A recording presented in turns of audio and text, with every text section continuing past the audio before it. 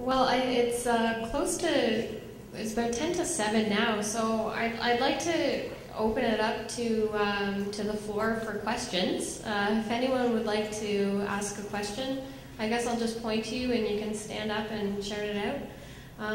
And I saw back there, I saw your hand first, go ahead. Yeah, I'm just wondering how long one can expect it will take to break even as a freelancer, and then how long before you're actually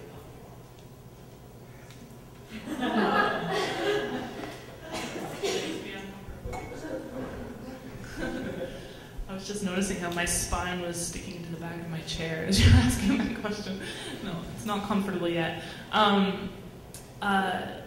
I think it's, I've had this discussion with lots of people, like when do I quit my part-time job? You know, that's relevant.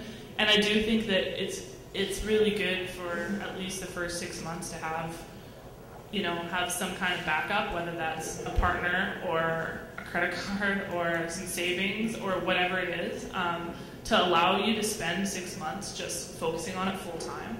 Because I think that for a lot of people, once you get out there, and if you are in your office or you're at your kitchen table or wherever it happens to be, thinking and working on pitches and putting them out there all the time, it's going to happen if you have the talent, if you've got good ideas. Like, it's really all about ideas. So, I don't know, that's been the experience of my friends who I've seen do it in the last little while, or leave full-time jobs, is that they save up money enough that they can support themselves for 6 months. And then they kind of hit the ground running, having already started some of those pitches and making some of those contacts, and then within 6 months they can expect that money is coming in. But in terms of being comfortable, I mean, the reality is that you're never comfortable. Yeah, and if you're making the decision to be in this industry, you're probably never going to make a ton of money, ever, really. So, I mean, that's a decision that I think is the right one for me anyways, but yeah. I think, well, Chris and I were talking earlier, and not that you're never comfortable, but it's just it's an unpredictable, unstable profession. And so if you're uncomfortable with not knowing that you're going to get a paycheck every week that's worth so much, maybe it's not the profession for you, you know? It's the type of job where the income ebbs and flows, for sure. I think most people would agree with that. Vanessa, do you want to? No, I wanted to agree with everything everyone has said, and I also wanted to say there's another danger. And when I went freelance for the first time, Deborah Campbell said to me, be aware that if you make it to the 2-year mark, you can never be an employee again. She's like, I'm just telling you, approach that more carefully because there is no going back. And she's right. I have actually been offered jobs since, and I'm just like, I just like to date, I don't like to get married. I'm sorry, I can't go there. And it's fascinating, I can't. So do bear in mind that's the case. Yeah, I'd have to agree with that. I think it's partly to find comfort. If you're not good with insecurity of income, this is not a good, deal for you. But that's one of the reasons why I think the answer to how much should you get paid is largely how much fun am I going to have. For me, it's how much fun am I going to have on this piece. This is a lifestyle job. In my experience, I'm never actually entirely not working because I'm always trying to keep my mind open for what might be another interesting story or contribution to something that I'm working on. I hit the 2-year mark a while back, and I've been offered jobs, and I've thought about them, and I get the screaming willies after a certain point because you get spoiled. I mean, you may not get paid, you may not get sick pay, you may not get holiday pay, but you can't get fired, and you can fire the editor, So yeah, it's but you definitely have to be prepared to accept uncertainty, unreliable income, and frankly not a lot of dough. And you have to find your gratification just because you get to go interesting places, talk to interesting people, see things that folks don't get to see. About the 2-year mark, a colleague of mine calls it going feral. After you've gone feral, it's very hard to go back in the pen, that's all I'll say. Okay, yeah, question, the white shirt. A few questions about how you run the business. You charge things like, do you get HST? Do you need, are any of you incorporated? How does taxation work if you're working for, say, an American publisher or if your editor is in the U.S. or overseas, how does taxation work? Do you pay taxes here? Do you pay taxes there? Well, I can take that as I do occasional work for clients in the States. And basically, there is a very complicated form that they may invite you to fill out. You don't need to fill that out, actually. Or you just sign it. Or you can, yeah, you can sign it and just let them figure this out. I'm incorporated, and to be honest, I'm not entirely sure whether that's been an advantage compared to when I was in my first freelance incarnation and not incorporated. It's really difficult to figure out the apples and oranges. But because you can, I'm not a tax guy, I'm not an accountant. All the accountants wouldn't come and talk to us, apparently. Yeah, and I would like to add that I am planning a talk like this that is focused specifically on freelance finance, and we want to get some tax experts when they're done with tax season in to answer more specifically some of those questions. So there'll be information about that coming soon. Is there anyone else want to add to that? There's just a couple basics that I would mention, and again, please do check this independently with your tax professional, because I don't do math. If it's under $30,000, my understanding is you do not need to charge GST, and I believe that's transferred over to HST as well. There's no limit to the number of sole proprietorships that you can have.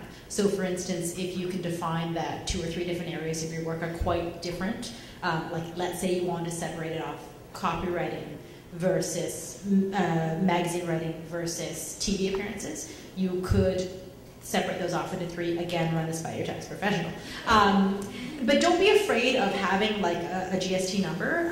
The businesses that are employing you to be their freelancer factor that in, that it's just a business cost to them. So don't be afraid of breaking that $30,000 mark. Sorry, was there one other question that you had about that?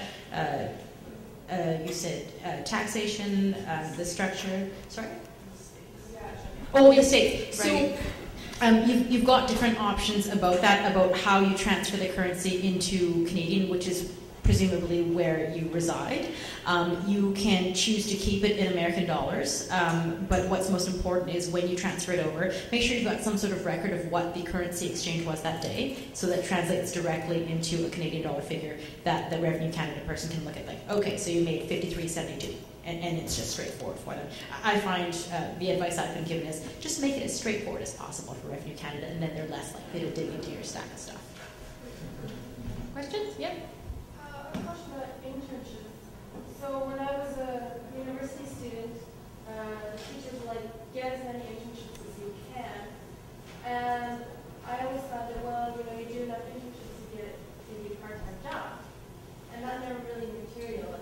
So I'd like to talk to you about that. What do you guys think about internships? Sorry, is the question about whether or not to do them, or how to decide which one to do? Both. For me, so I went through broadcasting, not through any sort of print training. It was built into our program. And I think it was valuable in terms of meeting some of the players involved. Also as an opportunity to demonstrate what kind of work ethic that you did. And sometimes it truly was a case of being in the right spot at the right time. Somebody couldn't come in that day they were sick, or somebody quit suddenly, and boom, there you are, yay, all shiny and ready to work really hard, right? But if the question is how long to keep doing the internship, I guess you have to do individually do a cost-benefit analysis of how long have I been doing this for? What changing circumstances are there for me to improve and potentially get some work here? And what am I giving up in the meantime of doing this internship? If I'm giving up, if I could work, say, at my cashiering job, which pays $20 an hour, which I really need to pay my rent, or come volunteer at this TV station for 2 days a week, what's more worth it to me? And how long have I been doing it that for? So, that probably doesn't answer your question. I think it's a very individual choice. I would say, and this is something I said when I was the managing editor of the Tyee to the people who were contemplating internships, and this is something that came from Dave, which I always thought was a good idea, is that there should be kind of a memo of understanding.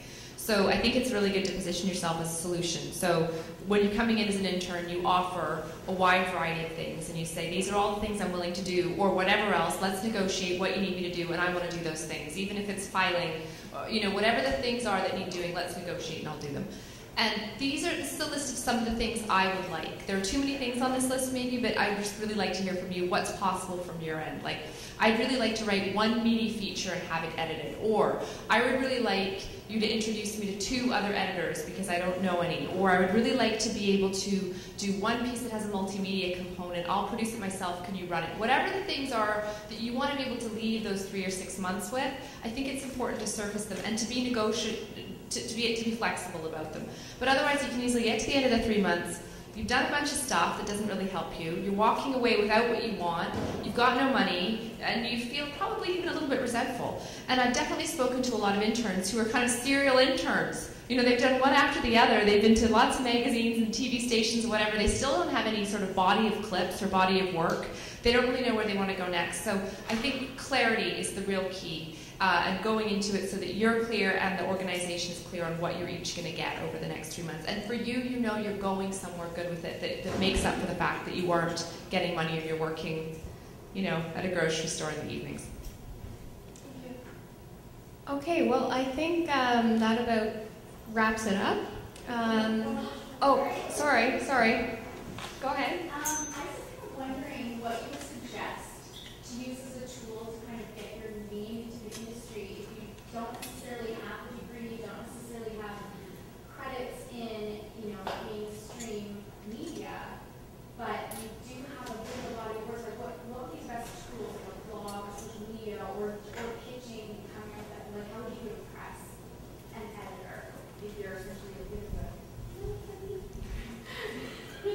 Never mind if I start on this one. I'd say the fascinating thing about journalism, unless you want to be a hard news reporter for your entire life, and there's a very structured way that you move through an organization, is that there are as many ways in as there are careers. And that it's entirely about thinking about where you might want to be, and then it's like a choose your own adventure novel. You can pick whatever series of pages is going to get you to page 77 in the end, and that's fine. So I think it's tempting, especially with the school system we're brought up in, I used to be a teacher, to think that there's going to be a linear solution.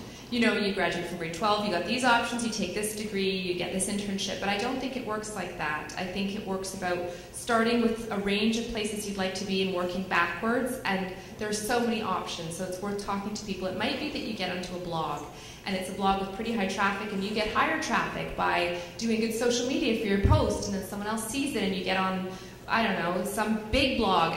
There are so many options, or you pitch somewhere and you write for them, or you string for them, or you research for a good journalist and they put your name in. There's so many options to just work backwards. Yeah, I don't have any journalism. I went to the other J school and I have a degree in jazz studies. I played medium saxophone licks. It's true. So I was very much in that position where I knew that I wanted to be a freelancer. And I would say don't discount the clippings that you have. It doesn't matter if they're not even published, but if you're good at what you do and you can demonstrate that you can A, write and you can B, report, that's what people really care about. And that's where you're going to get your first couple of stories. And then it's just a matter of getting into this publication first and then that publication. And starting with something like Open File, or starting with something like a short tech piece in the Georgia Strait, or whatever it is, like regional media, a blog, the Tyee, like those types of things are accessible. Like I don't know if you guys agree with that. Like if you're starting out and you have good ideas and you're a good reporter, like those are accessible markets. Like they will, if you have a good idea, editors will listen, they will pay attention to you. And then the second thing I would say is get out there and meet people. The best way to have your pitch noticed is if Chris Wood says, "Hey, Erin Millar has this great idea." I can ask for that later. No, just joking. But no, it's true. I think that's how people meet each other is kind of working it through. And I rarely send a pitch to, actually, I never send a pitch to an editor who I've never pitched before without somehow having somebody who recommended me or making sure at least that it's the right person. And having that sort of connection. And again, I think those people are accessible. It's things like this, right? Like we're all going to hang out and talk and I think everybody that I've ever met in Vancouver seems like they're very open to sharing those things and talking about ideas, so take advantage of that. Yeah. I had even less education than all the rest of these people put together. I don't know that and maybe that's been a bad thing or a good thing, don't know, don't care. I would just say write and pitch as high as you think you have a shot, and if it doesn't work, move down the food chain. And when you get a piece, do it for them, do it the best you can, and then move back up the food chain.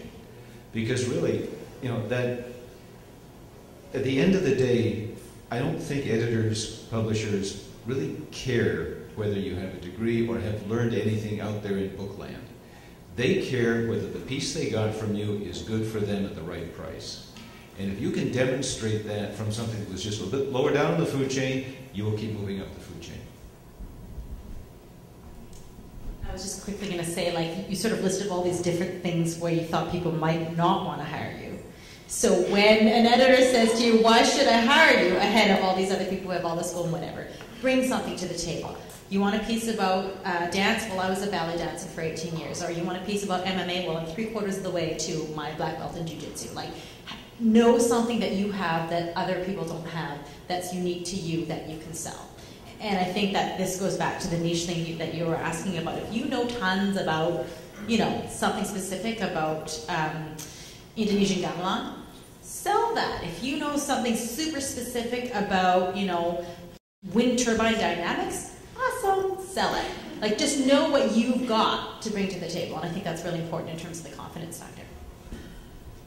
Okay, well, I hope this has been helpful for everyone. I know it's been helpful for me. I've learned a thing or two. And once again, I'd like to thank our panelists very, very much for being here.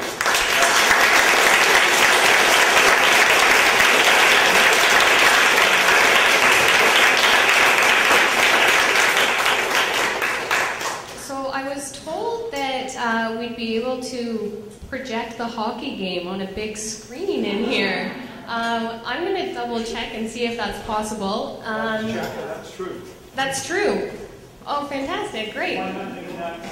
So feel free to, if you're, couldn't care less about hockey, feel free to mingle out there and have a drink. And thanks very much for coming. And keep an eye out for more details on upcoming panels, because we are going to do one on tax, we're going to do one on contract, copyright, negotiations, so you can get those higher fees. And thanks, everyone. Bye-bye.